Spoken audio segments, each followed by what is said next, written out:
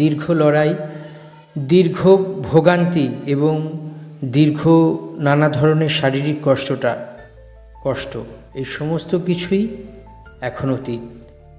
দীর্ঘ রোগভোগের কাছেই এক প্রকার হার মানলেন প্রয়াত এবং জনপ্রিয় অভিনেতা তমাল রায়চৌধুরী। ঘুমের মধ্যেই তার স্ট্রোক হয়েছিল। প্রয়াত টলিউডের প্রবীণ অভিনেতা তমাল রায়চৌধুরী সোমবার ঘুমের মধ্যেই শেষ নিঃশ্বাস ত্যাগ করেন। দীর্ঘদিন ধরেই তার নানা রকম শারীরিক কষ্ট দেখা দিয়েছিল এবং একই সঙ্গে বেশ কিছু সমস্যারও তিনি মুখোমুখি হয়েছিলেন। তার মৃত্যুতে শোকের ছায়া নেমে এসেছে বাংলা চলচ্চিত্র তথা থিয়েটারের জগতে। বহু বছর ধরে বাংলা সিনেমা, টেলিভিশন এবং নাট্যমঞ্চে নানা পালা বা নানা স্টেজ থিয়েটারে তার দীর্ঘ অভিজ্ঞতা এবং সাবলীল চরিত্রচিত্রণ এবং অভিনয় দর্শকের অত্যন্ত কাছাকাছি নিয়ে এসেছিল তমাল রায়চৌধুরীকে। টলিউডের বা টালিগঞ্জের জনপ্রিয় একাধিক ছায়াছবি হোক বা সিরিয়াল হোক, তাতে বেশ গুরুত্বপূর্ণ ভূমিকায় দেখতে পাওয়া গেছে, যেমন চ্যালেঞ্জ, লে হালুয়া, বিন্দাস, জাতিস্বর, অ্যামাজন অভিযান এবং চাঁদের পাহাড়। তার অভিনয় এবং সাবলীল দৃষ্টিভঙ্গি দর্শকদের কাছে এক অন্য মাত্রা যোগ করেছে।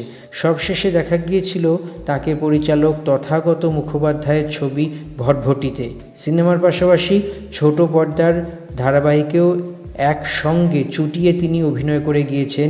তার উল্লেখযোগ্য বেশ কয়েকটি নাটক আজও মনে দাগ কেটে যায়।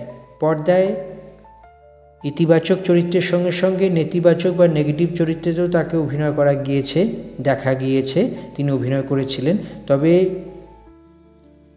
ইতিবাচক চরিত্রে অভিনয় করার ফলে মানুষের কাছে বেশি তার গ্রহণযোগ্যতা বৃদ্ধি পেয়েছে।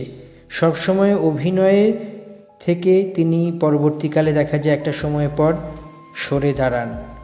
বিভিন্ন সাক্ষাৎকারে তিনি জানিয়েছিলেন শারীরিক অসুস্থতার কারণে ধীরে ধীরে কাজ কমিয়ে দিয়েছিলেন এবং তারপর পেসমেকারও বসে এবং শুটিংয়ের কাজে দূরে দূরে যেতে হতো। ভালো প্রস্তাব থাকা সত্ত্বেও তিনি সেই প্রস্তাব নেননি। পাশাপাশি সাম্প্রতিক সময়ে অভিনয়ের সুযোগ আগের তুলনায় কম পাচ্ছিলেন বলেই তিনি জানিয়েছিলেন। আর্টিস্ট ফোরামের পক্ষ থেকে জানানো হয়েছে, ভোরের দিকে হঠাৎই স্ট্রোক হয় তমাল রায়চৌধুরীর, এরপরেই তার মৃত্যু হয়।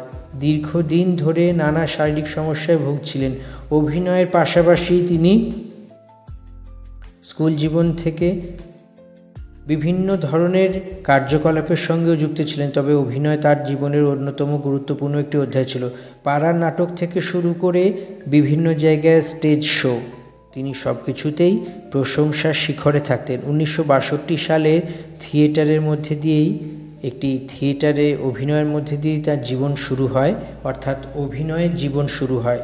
দীর্ঘদিন সিনেমা, নাটক এবং বিনোদনের জগতে তমাল রায়চৌধুরী এক প্রবাদ প্রতিম নাম।